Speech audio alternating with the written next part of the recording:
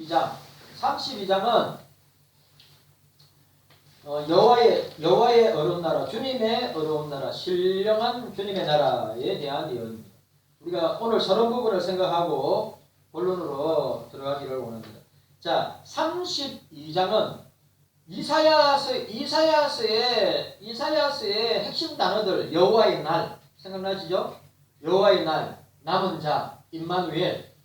그리고 여기에 나와 있는 대로 성신을 우리에게 부어주실 것이다. 의로운 주님의 나라를 예언하고 있습니다.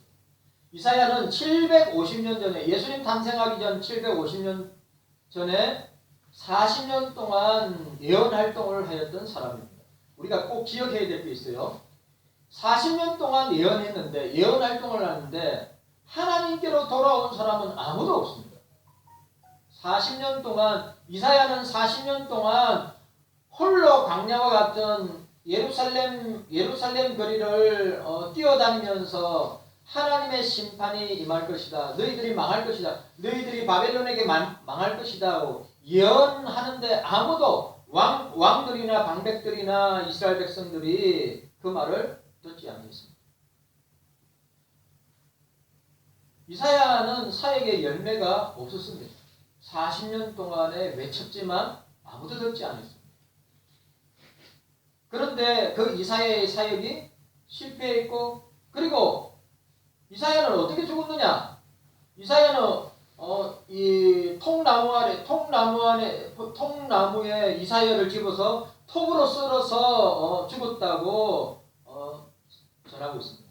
아니, 사역도 그렇게 자기 입장에서 볼 때는 아무런 열매 없이 40년 동안 받은 계시를 외쳤지만 돌아오는 것은 이 왕들과 백성들과 방백들의 조롱과 조소와 욕만이 있을 뿐인데, 그리고 그 죽음도 어떻게 해요? 그렇게 죽음을 당한 이사야의 사역임을 보게 됩니다. 그러나 그는 예수님 오시기 750년 전에 오실 주님을 내다보면서 사역을 감당했던 사람입니다. 우리가 기억해야 됩니다. 여러분, 종교 분리의 법칙. 종교와 정치는 분리되어야 된다. 이거는 여러분들 아시다시피 이거는 일제의 잔재입니다. 왜 일제의 잔재냐? 여러분들이 이런 역사를 아셔야 된단 말이죠. 왜 일제의 잔재냐? 일제시대 때 독립운동을 했던 단체가 교회였습니다. 나라가 위기에 있을 때 기도하고 행동하였던 사람들이 교회였습니다. 목사들이었어요. 장로들이었어요. 그러니까 이 일본 사람들이 교회가 자꾸 이 나라의 독립을 위해서 물질을 대고 나라를 세우기 위해서 목사들이 장로들이 힘을 합하여서 나라의 위기를 맞이할 때마다 기도하면서 행동하였을 때 일본 사람들이 야, 기독교는 말이야 정치에 참여하면 안 돼. 종교는 정치에 참여하면 안 돼. 라고 해서 지금까지 오게 된 것입니다. 그러나 여러분, 우리가 기억해야 됩니다. 우리가 이 대선지서와 소선지서를 보면 대선지서 이사야, 예레미야, 에스겔, 다니엘, 그 다음에 호세아부터 말라기까지 12선지자들의 사역을 보시면 종교와 정치는 분리될 수가 없어요. 아십니까? 종교와 정치는 분리가 될 수 없어요. 왜? 이사야 선지자들은 왕이 잘못했을 때, 왕이 잘못된 정책을 폈을 때, 신하들이 백성들이 바로 서지 못하고 바로 가지 못할 때 얼마나 신랄하게 하나님의 말씀으로 하나님에 반하는 정책을, 하나님 나라를 반하는 정책과 정치를 하였을 때 선지자들은 과감없이 올바른 소리를 했던 사람. 여러분들 정치와 종교는 분리되어야 된다? 있을 수 없는 일이에요. 정치와 종교는 분리될 수가 없습니다. 우리가 성경을 통하여서 볼 수 있어요. 위대한 종교개혁자 칼빈, 우리가 칼빈주의 개혁주의 교회가 아닙니까? 칼빈은 제네바시를 직접 통치하고 다스렸던, 목회를 하면서도 직접 정치를, 대의민주주의 정치의 출발이 칼빈으로부터 시작된 거예요. 아십니까? 시장 경제 원리도 칼빈으로부터 시작된 거예요. 사람들이 이런 역사를 잘 몰라요. 그러니까 우리 그리스도인들이, 목사들이, 교회들이 나라의 위기를 맞이하고 어려움을 맞이할 때 어떻게 해야 됩니까? 기도만 할 것이 아니라 오늘 선지자들처럼 바른 소리를, 성경의 원리를 따라서 바른 외침을 해야 된다. 침묵이 약이 아닙니다. 침묵이 좋은 것이라고 생각하면 절대 되지 않습니다. 외칠 때는, 부르짖을 때는 말할 수 있어야 됩니다. 그 사람이 이사야입니다. 왕들, 이사야는 왕족이었기 때문에 그 정권이 바뀔 때마다 왕들에게 직언하는, 하나님의 말씀으로 잘못된 정책을 향할 때, 예배나 하나님을 섬기는데 방해되는 정책을 향할 때, 외세를 의지하고 하나님보다 외세를 의지할 때 그러니까 신랄하게 하나님의 계시의 말씀으로 왕들과 방백들과 백성들을 어떻게 하겠습니까? 말씀으로 건면하고 훈계하였습니다. 우리가 이 사실을 기억해야 됩니다. 자, 오늘 우리 서론 부분에 있어서 주님의 나라는 어려운 나라라, 주님의 나라는 신령한 나라라 이야기하고 있는데, 오늘 우리 서론 부분을 함께 생각하면서 우리 32장 내용을 우리 살펴보기를 원합니다. 이사야 예언에 특이한 특성이 있습니다. 먼저 대략적인 예언을 한 후에 다시 돌아와서 구체적인 내용을 선포하고 있습니다. 이사야의 예언은 앞서 전개된 예언과 중첩된 예언이 전개되고 있는데, 이때는 앞선 내용보다 훨씬 그 의미가 구체적으로 확장되고 있음을 보여줍니다. 그런 의미로 이사야의 예언은 복잡하게 서로 얽힌 것처럼 보이지만 그렇지 않습니다. 점진적으로 발전되고 내적인 통일성을 가지고 있음을 보여주게 됩니다. 예를 들어서 이사야 예언은 1장부터 66장까지 계속해서 하나님의 징계, 심판, 또 예를 들어서 북이스라엘, 남유다의 멸망 등등등, 또 주변 나라들을 통하여서 당하는 외세의 침입과 고통과 고난을 통해서 나타나는 하나님의 계시와 역사를 우리가 볼 때 너무 복잡하다, 너무 어렵다 라고 생각하지만 그렇지 않습니다. 이사야는 대체적으로 연대적인 순서와 일치적으로 전개하고 있습니다. 자기가 활동하던 그 시대별로 전개하고 있음을 보게 됩니다. 전체가 연대적 순서에 따라 기록된 것은 아닌데, 일단 대략적으로 보여준 후에 다시 돌아와서 구체적인 사안을 따라서 예언을 전개하는 방식으로 이끌어 나가는 것을 보게 됩니다. 자, 제가 설명합니다. 우리 1장에서 5장 우리가 봤죠. 본서 이사야 전체를 조망하는 서론 부분입니다. 그리고 7장에서 12장은 아스 왕 시대를 중심으로 이스라엘에 임할 심판과 구원의 성격을 보여주고 있습니다. 그리고 13장에서 23장에는 시선을 이스라엘이 아닌 이스라엘의 변방에 있는 나라들을 시선을 돌려서 이스라엘을 둘러싸고 있는 열방들을 향한 계시를 선포하고 있습니다. 이 과정에서 이사야는 북이스라엘과 남유다 이 나라가 하나님 나라, 즉 이스라엘이라는 하나의 연합체를 이루고 있고 그것을 묶어서 설명하고 있습니다. 그러니까 하나님의 구원 역사는 이방 나라에까지 확장될 것이다. 이건 언제 나타나게 됩니까? 이건 언제 나타나느냐? 메시아 예수 그리스도를 통해서 어떻게 되죠? 사도행전 1장 8절에 오직 성령이 너희에게 임하시면 너희가 권능을 받고 예루살렘과 온 유대와 사마리아와 땅 끝까지 이르러 내 증인이 되리라고 하는 말씀으로 이루어지게 되는 것을 보게 됩니다. 24장에서 27장에서는 갑자기 시선을 먼 미래로. 참 이사야 예언을 보면 재밌는 장면이 많아요. 남유다와 북이스라엘에 초점을 맞췄다가 이제 주변 건동 나라에 대한 초점을 맞췄다가 이제는 먼 미래 메시아가 오실, 아니 메시아 초림의 예수와 함께 재림과 최후 심판의 예수님의 활동을 보여주고 있는 미래에 일어날 일까지도 선언하고 있습니다. 24장에서 27장. 시온의 회복을 종말론적인 사건으로 예견하면서 메시아 왕국이 도래할 것을 예언하고 있습니다. 자, 여러분.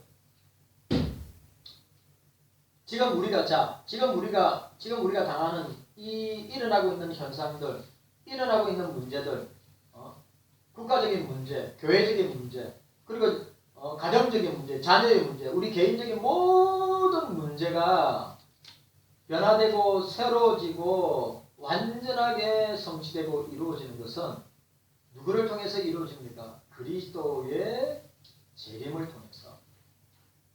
그리스도의 재림을 통해서 회복됩니다. 우리가 이 사실을 알아야 돼요.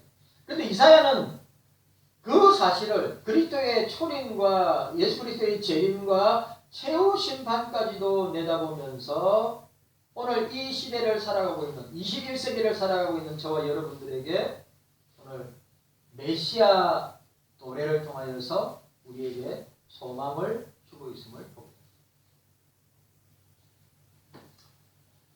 이것은 2장과 4장에서 예언한 여호와의 날에 확대 해석하는 것이고 동시에 시온 예루살렘을 한정짓지 아니하고 우주적 주님의 나라를 확장시키고 있음을 보입니다. 그러니까 이스라엘 백성들은 선민사상이 강하죠. 우리만 구원을 받고 이방 나라와 이방 백성들은 지옥의 땔감이다 라고 생각했던 사람인데 오늘 이사야는 어디요? 그냥 시온이나 예루살렘에 한정짓지 않고 이스라엘에 한정짓지 않냐고 어떻게 해요? 이방 나라까지 하나님의 나라가 주님의 나라가 확장될 것이고 이방 나라까지 이방 민족 백성들까지 예수를 믿어 구원받는 역사가 일어나게 될 것이라고 예언하고 있습니다. 이와 관련해서 28장과 35장에서 시온의 회복에 대한 역사적인 사실을 우리에게 보여주고 있습니다. 자, 오늘 우리가 지금 읽었던 이 장의 내용은 28장부터 35장 사이에 있는 내용입니다. 이사야는 앞선 예언과 역사적 사건을 중첩시켜 메시지를 전하고 있는데 28장부터 33장 이것은 7장에서 12장 내용을 다시 구체적으로 보여주고 있는 겁니다. 그리고 34장에서 35장은 13장과 27장의 내용을 종합적으로 보여주고 있어요. 이러한 이사야의 의도는 장차 임할 주님의 나라를 소개하고 있고 동시에 현실, 지금 저와 여러분들이 이 세상에서 살아가고 있는 국가적 상황이 그 나라에 어떻게 연계되고 적용될 것인가를 명확하게 보여주고 있음을 보게 됩니다. 단순하게 현실의 국가적 상황과 그 미래에 일어날 일들을 예언하기 위함이라면 복합적이고 중첩된 내용의 예언 방식보다는 연대적인 서술 방식이 훨씬 쉬울 것입니다. 그러나 이사야의 예언은 오히려 지금의 상황을 뛰어넘어서 장차 일어나게 될 주님의 나라의 완성과 그 나라의 도래를 예언에 초점을 맞추고 있습니다. 자, 저를 보세요. 이사야 1장에서 66장까지 핵심은 뭡니까? 주님 나라의 완성과 도래, 그리고 주님의 초림과 재림과 최후 심판에 초점을 맞추고 있다고 하는 사실입니다.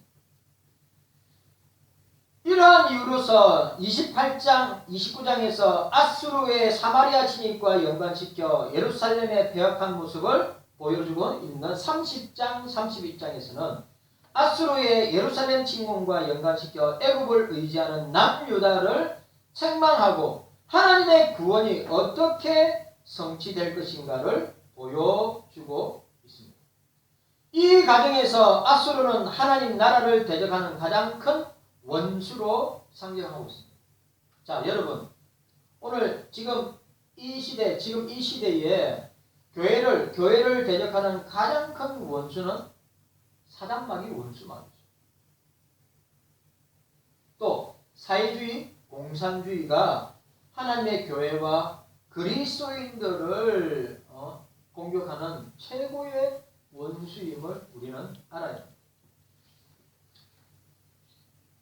이 과정에서 앗수르는 하나님 나라를 대적하는 가장 큰 원수로 상징되고, 예루살렘의 구원은, 시온의 회복은 우주적인 주님의 나라의 건설로 그 의미가 확장되고 있음을 보입니다. 여러분들이 이 이사야서를 보면서 그냥 이스라엘 민족, 이스라엘 나라, 북이스라엘, 남유다에서 일어난 사건으로만 치부하면 여러분들은 잘못 보고 있는 거예요. 이사야서의 전체의 내용은 메시아 왕국을 통하여서 메시아가 다스리는 나라, 메시아가 다스리는 그 나라의 백성으로서 우리가 어떤 삶을 살게 될 것인가를 잘 보여주고 설명하고 있는 것이 이사야에서 말씀입니다. 무슨 말인지 이해가셨습니까? 우리는 세상 나라, 대한민국이란 세상 나라에 살지만 우리는 주님 나라의 백성으로서 살아가야 되고, 그리스도인으로서 분명한 정체성을 가지고 구별되게 살아야 됨을 우리에게 보여줍니다.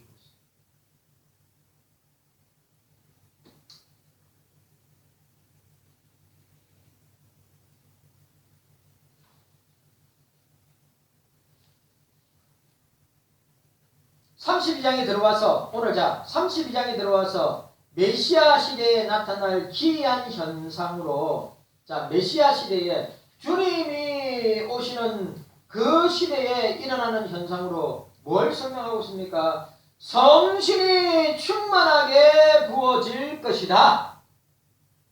오늘 15절에 뭐라고 되어 있습니까? 필경 위에서부터 성신을 우리에게 부어주시리니 광야가 아름다운 밭이 되며 아름다운 밭을 살림으로 여기게 되리라고 말씀하고 있는 것입니다. 이 예언은 49장에서 57장까지 구체적으로 성신이 부어질 때 일어나는 현상들을 49장에서 57장까지 설명하고 있음을 보게 됩니다.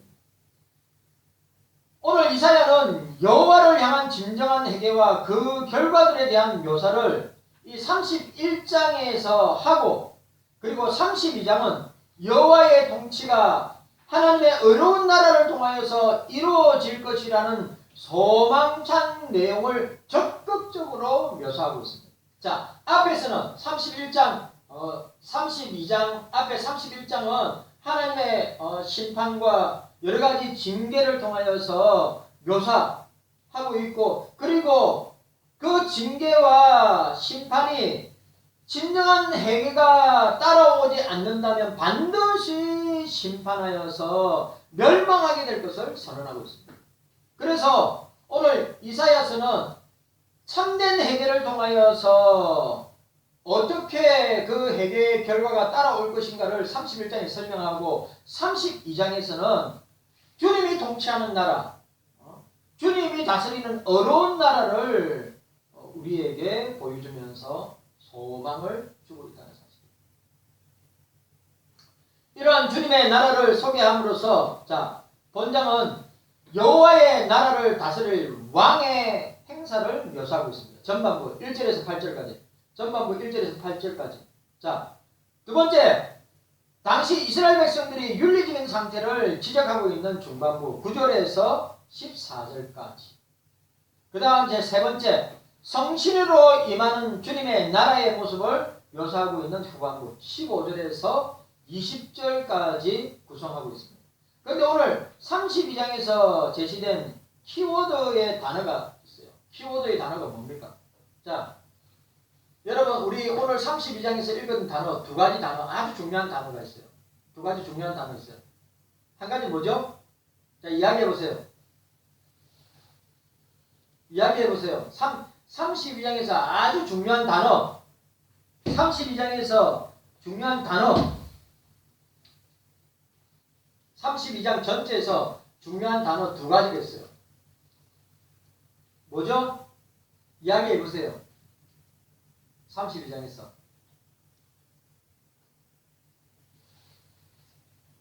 32장에서 중요한 단어. 한 왕이란 단어. 한 왕. 그 다음에 또 단어 하나가 뭐죠? 성신이란 단어입니다. 성신이란 단어. 자, 오늘 1절에 보시기 바랍니다. 보라, 장차 한 왕이 의로 통치할 것이요 방백들이 공평으로 정사를 행할 것이며. 아, 참. 여러분, 한 왕이 이건 누구죠? 한 왕이. 한 왕.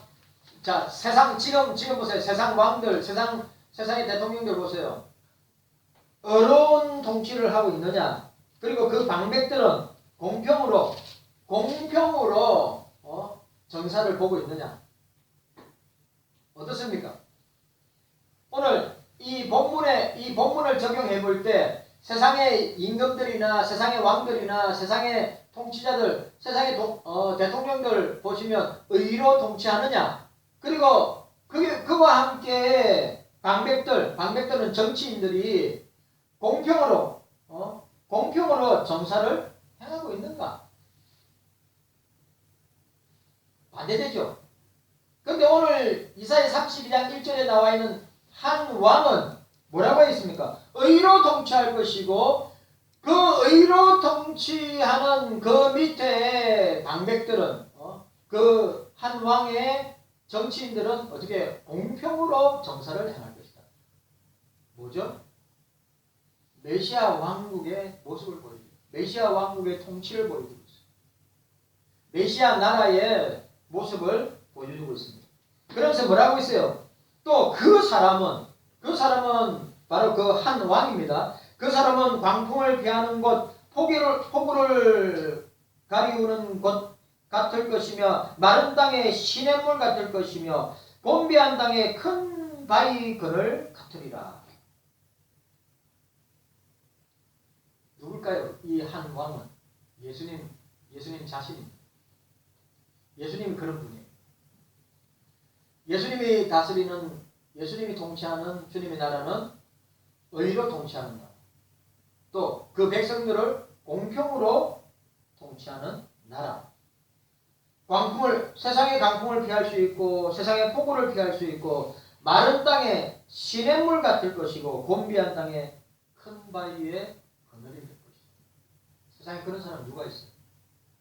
여러분, 세상에 그런 사람 누가 있어요? 없습니다. 예수님밖에 없어요.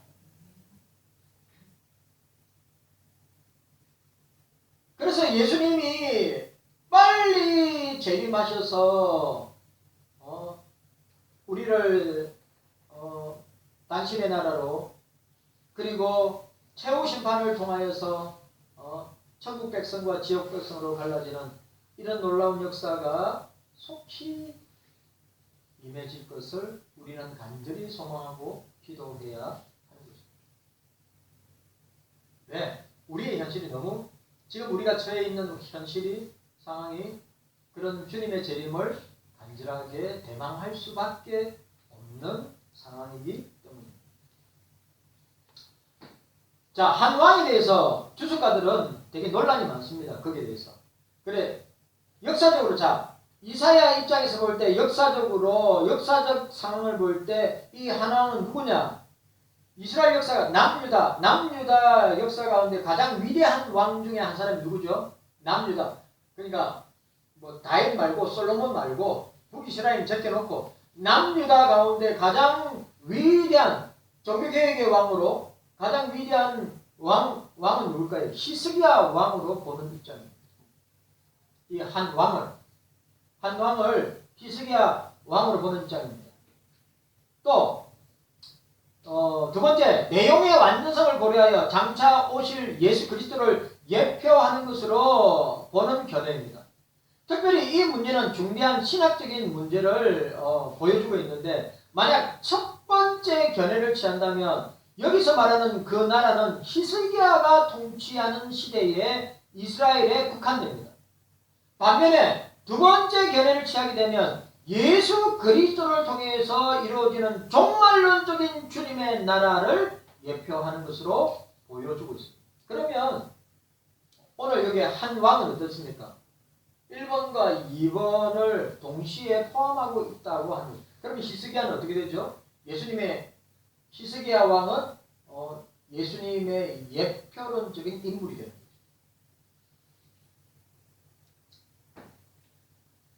32장 내용을 고려하여 봤을 때 이 두 가지 견해를 동시에 취하는 것이 가장 적당한 해석이라고 할 수 있습니다. 이 예언 자체가 1차적으로는 당시 시대적 상황을 전제하고 있기 때문에 히스기야 시대의 왕국으로 보는 것은 전혀 틀린 해석은 아닙니다. 그러나 구약 시대에 전망하여서 해석되어야 한다는 원리를 생각해 볼 때 예수 그리스도를 통해서 이루어지는 주님의 나라를 예표하고 있습니다. 여러분, 주님이 다스리는 나라는 어려운 나라입니다. 주님이 다스리는 나라는 공평한 나라입니다. 주님이 다스리는 나라는 오늘 여기 뭐라고요? 광풍을 피하고 폭우를 피하고 마른 땅을 시냇물 같게 하고 곤비한 땅에 큰 바위 그늘 같고, 주님이 다스리고 통치한 나라는 눈물도 없고 아픔도 없고 슬픔도 없고 죄도 없고 고통도 없고 고난도 없고, 주님이 통치하는 나라, 우리가 소망해야 됩니다. 우리가 기다려야 됩니다. 그리고 그 주님의 나라는 곧 임하게 될 것입니다.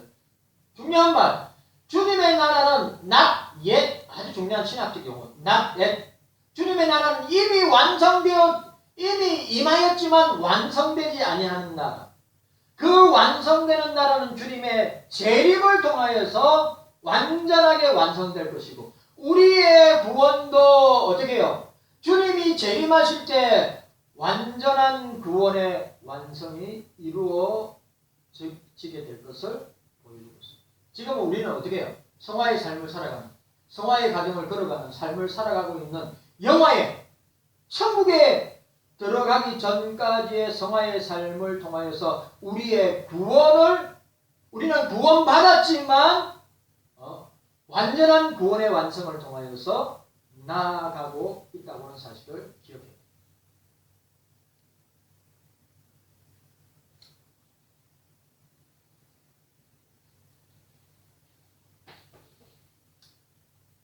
그렇다고 구약에 있는 모든 내용을 메시아적인 해석으로 일관하는 것은 구약의 특수성을 오해하고 있는 것입니다. 그러나 예언의 내용 자체가 메시아에 대해서 암시하고 있다면 이와 같은 해석은 우리가 받아들이는 것은 아무 문제가 없다고 하는 것입니다. 이런 점에서 봤을 때 32장의 예언의 내용은 히스기야 시대의 이스라엘을 암시하지만 동시에 메시아적인 왕국, 주님의 나라를 예표한다고 하는 사실입니다. 저를 따라하세요.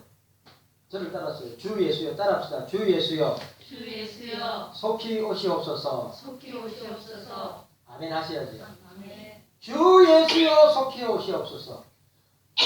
우리가 살고 있는 이 세상이 얼마나 불합리하고 얼마나 불이익을 당하고 얼마나 이 한국 교회적으로 또 저와 여러분들이 처한 상황을 볼 때 얼마나 지금 어려움을 당하고 핍박을 당하고 고난을 당하고 있습니다. 이런 때에 아무리 우리가 힘을 쓰고 예를 쓰고 용을 쓴다 하더라도 개선되거나 바뀌거나 변화될 기미가 보이지 않지 않습니까? 그럴 때 우리가 기대하고 의지하고 바라볼 것은 무엇입니까? 주님의 재림을 통하여서 주님 나라의 백성으로 살게 될 것을 소망하면서 오늘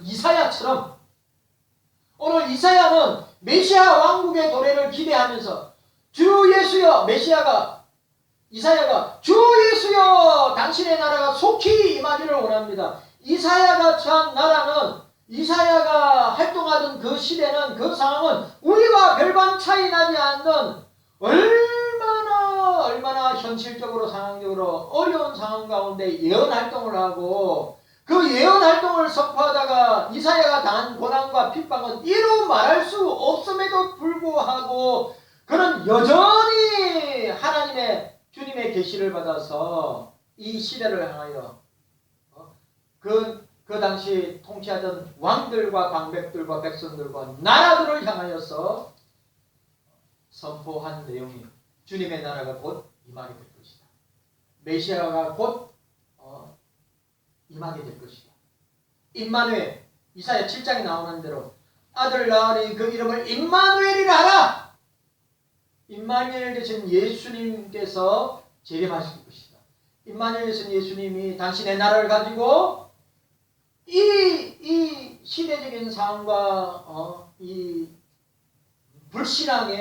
불신앙과 세속주의와 인본주의가 판을 치는 번영주의와 물질 만능주의와 신복음주의와 함께 온갖 악한 사상들이 교회를 핍박하고 탄압하고 있는 더러운 이 개구리 같은 열불 달린 용과 같은 옛뱀 사단의 역사가 강력한 이 시점에서 주님의 재림을 통하여서 주님 당신의 나라가 임하고 주님 백성으로서 살 것을 기대하고 소망하면서 이사야처럼 그렇게 바라보면서 나아가야 된다는 것입니다.